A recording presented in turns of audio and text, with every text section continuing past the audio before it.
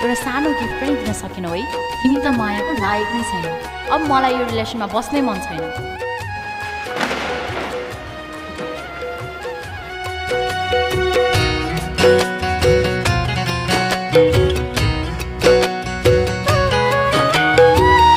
यति ठुलो संसारमा तिमलाई रोज्नु भुल भयो। यति ठुलो संसारमा तिमलाई रोज्नु भुल भयो।